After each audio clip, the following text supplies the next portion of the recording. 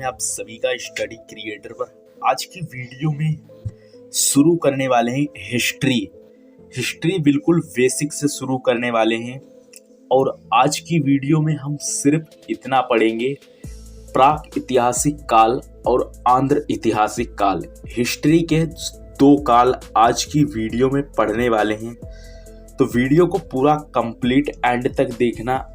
और इसके बाद भी जितनी वीडियो आएंगी सब हिस्ट्री पर ही आधारित हैं। करीबन इसके 10 वीडियोस बनेंगे जो कि हिस्ट्री के प्राक ऐतिहासिक काल और आंध्र ऐतिहासिक काल और ऐतिहासिक काल तीनों के तीनों काल कवर करने वाले हैं। ठीक है, तो सबसे पहले नंबर में देख लेते हैं कि इतिहास किसे कहते हैं। ठीक है, अतीत का अध्ययन क्या कहलाता है? इतिहास कहलाता है। अतीत का अध्ययन को हम लोग इतिहास कहते हैं, जो कि बीत गया हो, जैसे कि कुछ पीछे निकल गया हो, उसी को हम लोग इतिहास कहते हैं। यानी अतीत का अध्ययन इतिहास कहलाता है। और इसके जनक कौन है, यानी इसके रचयिता कौन है? हेरोडोटस, जिन्होंने इतिहास के बारे में लिखा हुआ है। ठीक है, तो इसके जनक हैं हेरोडोटस। इतिहास को 3 भागों में विभाजित किया गया है। ठीक है, इतिहास को 3 भागों में विभाजित किया गया है, तब इतिहास को विस्तार से कवर कर पाया है। ठीक है, तो देख लेते हैं वो 3 भाग।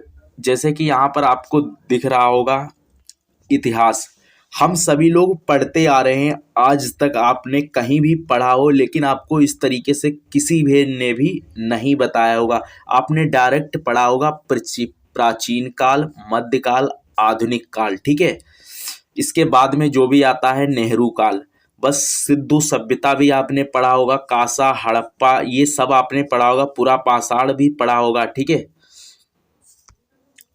लेकिन आपको ये नहीं पता कि ये किस में आता है। ठीक है, तो यहाँ पर देखिए पूरा पाषाण काल और मध्य पाषाण काल और नव पाषाण काल, ताम्र पाषाण काल, ये जो काल होते हैं ये प्राक ऐतिहासिक काल में आते हैं। और प्राक ऐतिहासिक काल का क्या मतलब होता है कि यहाँ पर कोई भी लिखित स्रोत नहीं मिला। ठीक है, यहाँ पर मतलब लिखित स्रोत ही नहीं मिला। इतिहास का वह काल है जिसमें कोई भी लिखित स्रोत नहीं है। इस समय पत्थर का उपयोग ज़्यादा होता था, इसलिए इसको पाषाण काल कहते हैं। ठीक है, या इसको बोल सकते हो प्राक ऐतिहासिक काल, ये इसकी मैं बात कर रहा हूँ। ठीक है, तो इसको आप बोल सकते हो प्राक ऐतिहासिक काल, या इसको आप पाषाण काल भी कह सकते हो, क्योंकि इन कालों में पत्थरों का ज़्यादा उपयोग किया गया है।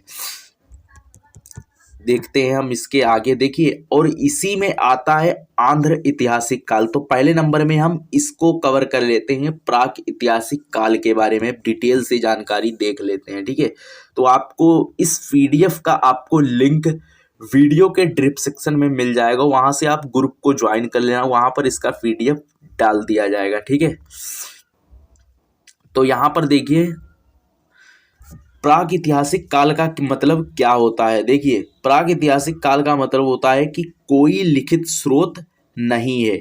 और आंध्र ऐतिहासिक काल का मतलब होता है थोड़ा लिखित स्रोत है जो खुद के लिए है। मतलब ऐसे लोग यहाँ पर पढ़कर गए हैं जो खुद पढ़ लिया और दूसरों के समझ में कुछ आया ही नहीं।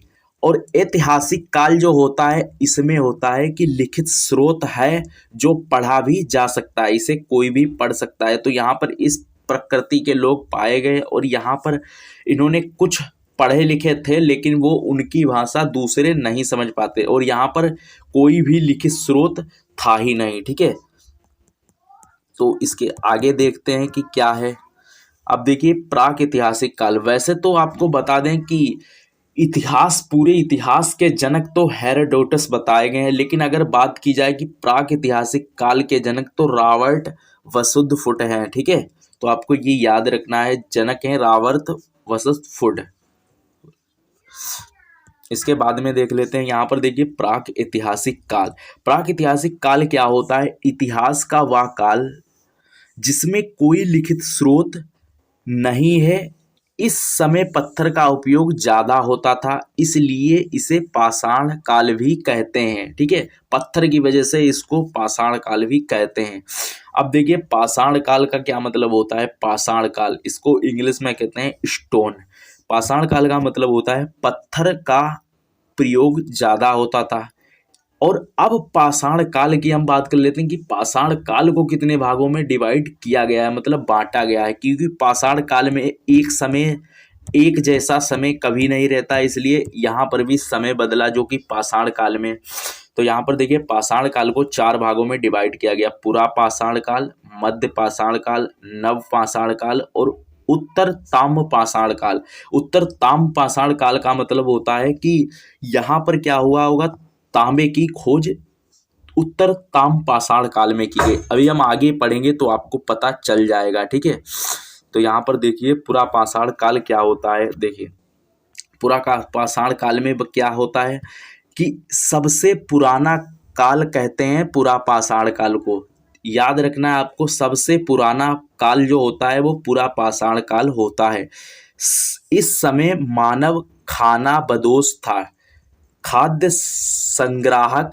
इस समय केवल खाना पीना ही उसका उद्देश्य था, जैसे शिकार करना। इस मानव, ठीक है, जैसे शिकार करना, इस मानव को आदिमानव भी कहते हैं। उसका काम सिर्फ क्या था पूरा पाषाण काल की। अब हम लोग डिटेल से बात कर लेते हैं। देखिए पूरा पाषाण काल इस तरीके के लोग थे, जैसे उनका मतलब क्या था कि जहाँ पर आज मुझे भोजन मिल गया तो वो वहीं पर अपना ठिकाना बना लेते थे। जैसा कि आप इमेज में देख रहे हो, कहीं पर भी कुछ भी पकाकर खाने लगते थे। उनका सिर्फ मकसद था, जैसे कि आज के समय में देखा जाए तो जानवरों का मकसद क्या होता है, सिर्फ अपना भोजन और अपना पेट पालना। जहाँ पर भी उन्हें शिकार मिल जाती थी वहीं पर वो अपना डेरा डाल लेते थे और वहीं पर रहने लगते थे। और उसके पश्चात जहाँ पर उन्हें शिकार मिलता था, इसलिए इस मानव को आदिमानव भी कहते हैं, क्योंकि इनका काम सिर्फ शिकार करना था। और ये इस आदि मानव किस समय पाए जाते थे, जब पूरा पाषाण काल में। ठीक है, क्योंकि ये सबसे पुराना काल होता है। यहाँ पर इमेज की में भी आप देख सकते हो, हड्डियों के ढांचों के सिवा यहाँ पर कुछ नहीं, जानवरों के शिकार करके ही सब कुछ खाया पिया करते थे। ओके, देखिए अब आगे देखते हैं। इस समय मानव ने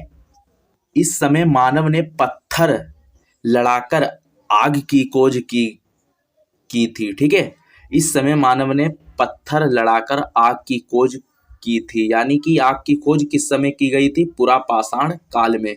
पूरा पाषाण काल में ही आग की खोज की गई थी। अब देख लेते हैं मध्य पाषाण काल। ठीक है, पूरा पाषाण काल में सिर्फ आपको याद रखना है कि आग की खोज किस समय की गई थी, पूरा पाषाण काल में। इसके बाद देखते हैं हम मध्य पाषाण काल। मध्य पाषाण काल में क्या है, इस काल में मानव के हथियार छोटे हो गया थे। ठीक है, छोटे हो गए थे। इसके बाद में देखते हैं अत्योटी अंतिम संस्कार कार्यक्रम दह संस्कार इस काल में है। ठीक है, मतलब कहने की बात ये है कि इस काल में मानव के हथियार जो थे वो बहुत ही छोटे हो चुके थे। और अत्यधिक अंतिम संस्कार यानी कार्यक्रम दह संस्कार इस काल में है। इसमें कुल 16 संस्कार होते हैं, जो कि मतलब अपनी हिंदू धर्म में अपनाए जाते हैं, जो कि पहले हुआ करते थे। मतलब शरीर दफनाने के बाद में जो संस्कार क्रियाक्रम किया जाता है उसी को अंतिम संस्कार कहते हैं। जिसके बाद में ये लोग मध्य पाषाण काल में, मैंने क्या कहा था कि मध्य पाषाण काल में लोग पढ़े लिखे तो होंगे लेकिन खुद के लिए ही होंगे। ठीक है, मध्य पाषाण काल में। तो वहीं पर यहाँ पर देख लेते हैं। और जैसे कि जब किसी का अंतिम संस्कार या फिर क्रियाक्रम किया जाता था तो उनके हड्डियों के ही आभूषण बना लिए जाते थे। जो भी हड्डियाँ, उनके कंकाल जो थे, उन्हीं को वो लोग पहन लेते थे मध्य पाषाण काल में। तो आपको ये याद रखना है कि क्रियाक्रम या दह संस्कार किस काल में शुरू हुआ? दाह संस्कार में, ठीक है, सॉरी दाह संस्कार में, मध्य पाषाण काल में। ओके, अब इसके बाद में देख लेते हैं नव पाषाण काल। देखिए नव पाषाण काल में क्या हुआ? नव पाषाण काल मतलब नया प्रारंभ हुआ। नव पाषाण काल में मानव बहुत ही चेंजेस आ गए थे नव पाषाण काल में। देखिए इस काल में मानव ने खेती करना शुरू कर दिया था, ठीक है, इस काल में मानव ने खेती करना भी शुरू कर दिया था, अस्थायी आवास और जानवर पालना शुरू कर दिया था। मानव का सर्वप्रथम जानवर जो था उसे वो कुत्ता उन्होंने पाला था, ठीक है।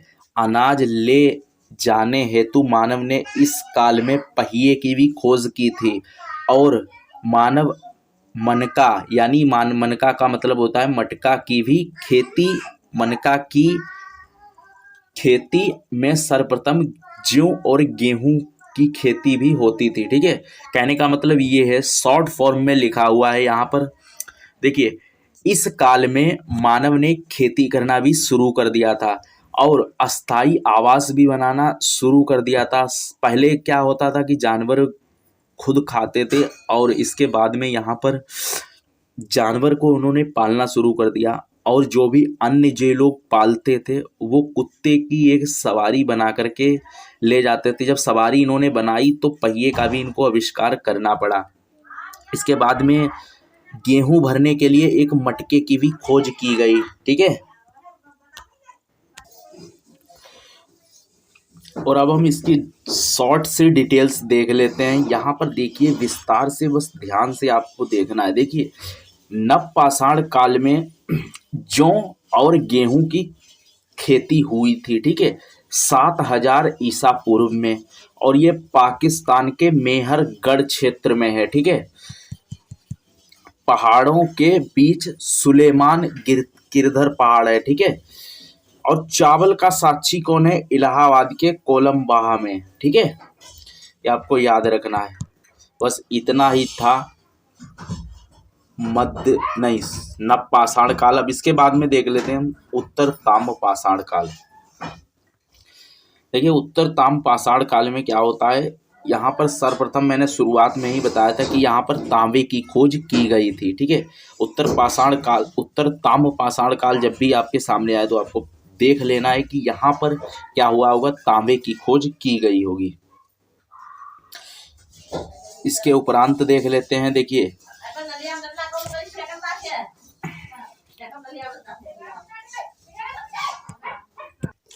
और ये तीनों किस्में आते हैं, पूरा पाषाण काल, मध्य पाषाण काल, नव पाषाण काल, सॉरी 4 उत्तर ताम्र पाषाण काल। ये जो चारों आते हैं, ठीक है, ये जो चारों जो आते हैं ये आते हैं प्राक ऐतिहासिक काल में, ठीक है। ये सब किसमें आते हैं? प्राक, और प्राक को ही डिवाइड किया गया है पाषाण काल में, ठीक है। ये होता है पाषाण काल जो कि अभी हम ऊपर पढ़ के आए, और इसी को 4 खंडों में डिवाइड किया है। कहने का मतलब प्राक ही है पाषाण, और पाषाण के हैं ये अन्य भाग, ये 4 हैं, ठीक है। तो ये सब होता है। इसके उपरांत हम देख लेते हैं। आपको एक बात और यहाँ पर ध्यान से देखना है। देखिए मानव ने प्राक काल में, पूरा मतलब प्राक ही लिखा जाएगा, प्राक या पाषाण काल में चित्रकारी सीख गया था। मानव ने पहली बार पत्थर पर चित्र बनाया था, जो कि मानव ने आदि मानव का चित्र बनाया था। और ये इस समय कहाँ पर स्थित है? इलाका मध्य प्रदेश के श्री मेनुडिका में बनाया गया था। मध्य प्रदेश का रायसेन जिला है, ठीक है, मध्य प्रदेश का रायसेन जिला है जो कि आदि मानव ने चित्र बनाया था। यहाँ पर फोटो भी आप देख सकते हो कि प्रथम मानव ने आग की खोज पत्थर लड़ाकर की हुई थी। उसके उपरांत वो क्या करता था, अब उसे भुना मांस वो खाना शुरू कर दिया था उसने। अब हम लोग देखते हैं आंध्र ऐतिहासिक काल, ठीक है। आंध्र ऐतिहासिक काल, आंध्र ऐतिहासिक काल में क्या होता है कि इसमें मैंने क्या आपको बताया था कि आंध्र ऐतिहासिक काल में थोड़ा लिखित स्रोत है जो खुद के लिए है, दूसरों के लिए नहीं है। इसमें मानव लिखित स्रोत मिला, पढ़ा ना जा सका, इसलिए इसको आंध्र ऐतिहासिक काल कहते हैं। मतलब ऐसा मिला कि इसमें पढ़ा ही नहीं जा सकता है। और इसके जनक कौन है? जॉन मार्शल इसके जनक हैं। वैसे तो पूरा मैंने बताया था, लेकिन इनके सबके अलग अलग जिन्होंने कवर किया है वो भी उनका जनक कभी कभार पूछ देता है सिंगल में, ठीक है। अगर आपको हिस्ट्री का पूछता है यानी इतिहास का, तो आप हेरोडोटस लिख सकते हो। और अगर अन्य 3 भागों में से किसी का पूछा है, जैसे आंध्र ऐतिहासिक काल, तो आपको याद रखना है कि जॉन मार्शल इसका जनक होते हैं, ठीक है। अब देख लेते हैं हम सिंधु सभ्यता, जो कि सिंधु सभ्यता इसी में आती है आंध्र ऐतिहासिक काल में। इसकी हम कुछ विशेषताएं देख लेते हैं, जैसे कि यहाँ पर बहुत ही सिंपल और सरल भाषा में लिखी हुई हैं, तो आप इसको नोट कर सकते हो। सिंधु एक बहुत बड़ी नदी है, उसकी कई छोटी छोटी नदियां भी हैं जो उसकी सहायक हैं, मतलब उसी से निकली हुई हैं, जैसे झेलम, छिनाब, सतरजल, घाघर आदि। काबुल कुकुरम यह भी सहायक नदियां हैं, मतलब ये इसी से जुड़ी हुई हैं, इसी को सहायक नदियां कहते हैं। नंबर 2 देख लेते हैं। मानव को अब खेती करना था, इसलिए वह सिंधु सहायक नदियों के आसपास बसने लगे, उसी को सिंधु सभ्यता कहते हैं। मतलब इसमें अब पढ़े लिखे थे लेकिन खुद के लिए ही थे, तो वो जान सब कुछ चुके थे। अब उन्हें खेती करना भी था, और खेती करने के लिए वो सिंधु सभ्यता मतलब कि नदियों के आसपास बसने लगे ताकि वो खेती आसानी से कर सकें। सिंधु सभ्यता के लोग लिखना पढ़ना नहीं जानते थे, दूसरे कोई नहीं जानता था, ठीक है। उनकी भाषा लिखना पढ़ना जो लोग जानते थे, लिखना पढ़ना कुछ लोग जानते थे और कुछ लोग नहीं जानते थे, लेकिन वो जो खुद जानते थे उनकी कोई दूसरी भाषा मतलब पढ़ ही नहीं सकता था, वही सिर्फ जानते थे। इसका नाम सिंधु सभ्यता क्यों पड़ा? ये भी इम्पोर्टेंट क्वेश्चन है, इम्पोर्टेंट पॉइंट भी है। इसका नाम सिंधु सभ्यता क्यों पड़ा? क्योंकि यह नदी लोग जिस भी नदी के किनारे बसते थे वह नदी सिंधु सभ्यता से मिल जाती थी। मतलब कि यह होता है कि अगर जैसे मान लीजिए कोई भी एक जिला है, ठीक है। मान लीजिए जैसे कि यहाँ पे जैसे एक स्टेट है जैसे कि यूपी। अब आप कोई भी जिले में जाइए तो आपका मतलब आप जिले में जाइए, जिला यूपी में ही आता है, तो आप किसी भी जिले में जाइए लेकिन आप रहोगे यूपी में ही। तो इस तरीके से था कि आप किसी भी वो नदी के किनारे बसते, तो वो नदी का मतलब जहाँ से वो निकली थी वह सिंधु सभ्यता वाली नदी से ही, सिंधु से ही निकली थी, इसलिए सिंधु वह सहायक नदियाँ उनको बोलते हैं। 5 पॉइंट देख लेते हैं। सिंधु सभ्यता 13 लाख से लगभग फैली थी, 13 लाख में फैली थी। इसे 250 से 300 शहरों की खोज की जा चुकी थी। इस समय मतलब जब सिंधु सभ्यता में 13 लाख में लगभग फैली हुई थी, तो इसमें 250 से 300 शहरों की खोज की जा चुकी थी, हो चुकी थी पहले ही। नंबर 6, सिंधु सभ्यता का आकार त्रिभुजाकार है। सिंधु सभ्यता का आकार कैसा है? त्रिभुजाकार। ये पॉइंट भी आपको याद रखना है।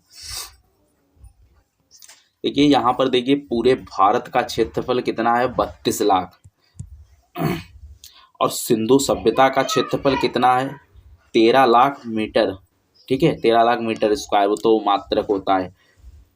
इतना देखिए यहाँ पर देखिए भारत का क्षेत्रफल कितना है? पूरे भारत का 13 लाख, और इसका कितना है? 13 लाख, सॉरी इसका 32 लाख, इसका 13 लाख है, तो ये आपको ये याद रखना है। 7वां पॉइंट देख लेते हैं। सबसे ऊपरी शहर पाया गया वो कश्मीर में, पश्चिमी पाकिस्तान में। सबसे पूर्वी शहर उत्तर प्रदेश, सबसे दक्षिणी शहर महाराष्ट्र में पाया गया है। कहने का मतलब है जैसे त्रिभुजाकार बताई गई है सिंधु सभ्यता की आकृति, ठीक है। तो इस तरीके से हो सकती है। और इसी को दर्शाया गया कि मतलब इस तरीके से होगी तो किसी कोने पे पश्चिम पाकिस्तान होगा, कहीं कश्मीर होगा, कहीं उत्तर प्रदेश होगा। तो आपको ये पॉइंट याद रखना है। देखिए, सबसे पश्चिमी शहर पाया गया वो कश्मीर में, सबसे जो पश्चिमी शहर था वो कश्मीर में पाया गया। पश्चिमी पाकिस्तान में सबसे पूर्वी शहर, उत्तर प्रदेश सबसे दक्षिण शहर महाराष्ट्र में पाया गया, दक्षिण शहर महाराष्ट्र में पाया गया। सिंधु सभ्यता का क्षेत्रफल 13 लाख पाया गया है। ठीक है, सिंधु सभ्यता की खोज 1991 में राय बहादुर दयाराम साहनी ने की थी। सिंधु सभ्यता की खोज 1921 में राय बहादुर दयाराम साहनी ने की थी। इसके बाद देख लेते हैं। देखिए, सिंधु सभ्यता की पहली खुदाई दयाराम साहनी ने की थी।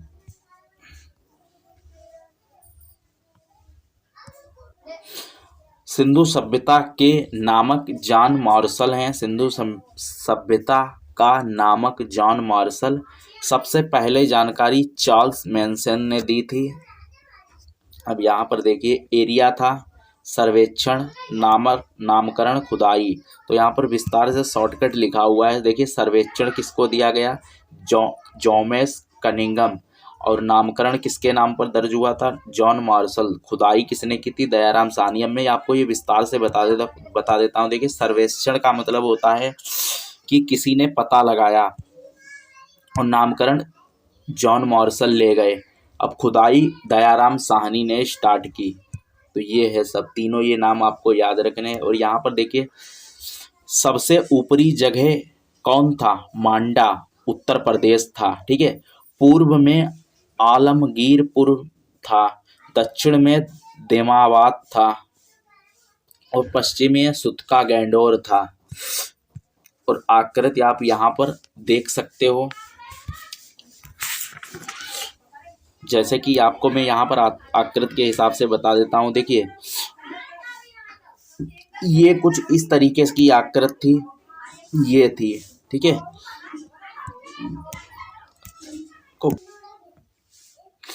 तो इसकी आकृति कुछ इस तरीके से है। देखिए, सम एडी और उत्तर बराबर पश्चिम है। अब आपको मैं यहाँ पर ये बता देता हूँ। देखिए, सबसे ऊपरी जगह कौन था, मांडा। यहाँ पर देखिए, सबसे ऊपरी जगह कौन था, मांडा। ये है मांडा। ठीक है, पूरब में अमीलपुर, आलमगीरपुर था। ठीक है, पूरब में आलमगीरपुर था, और दक्षिण में देमावत था। ये दक्षिण हो गया, और पश्चिमी में सुतनागीर था। ये हो गया। ठीक है,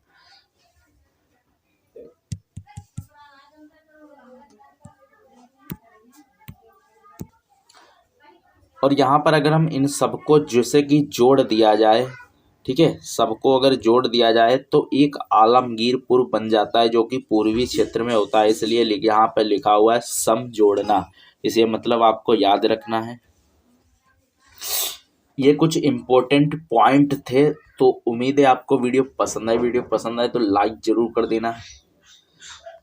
और बाकी इसके पश्चात में हम लोग देखेंगे कि ऐतिहासिक काल में हम लोग क्या क्या पढ़ने वाले हैं। जैसे कि आपको बता देते हैं डेमो के तौर पर, ऐतिहासिक काल में हम लोग पढ़ने वाले हैं। देखिए, प्राचीन काल ऐतिहासिक काल में ही होता है, प्राचीन काल। ठीक है, इसी में होता है प्राचीन काल, और मध्यकाल, आधुनिक काल, और ये बाद में आता है नेहरू काल, विश्व काल। ठीक है, ये विश्व का इतिहास।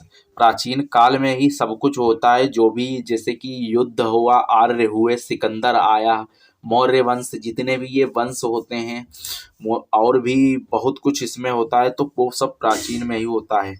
पार्ट 2 वीडियो आएगी, चैनल को सब्सक्राइब जरूर कर लेना।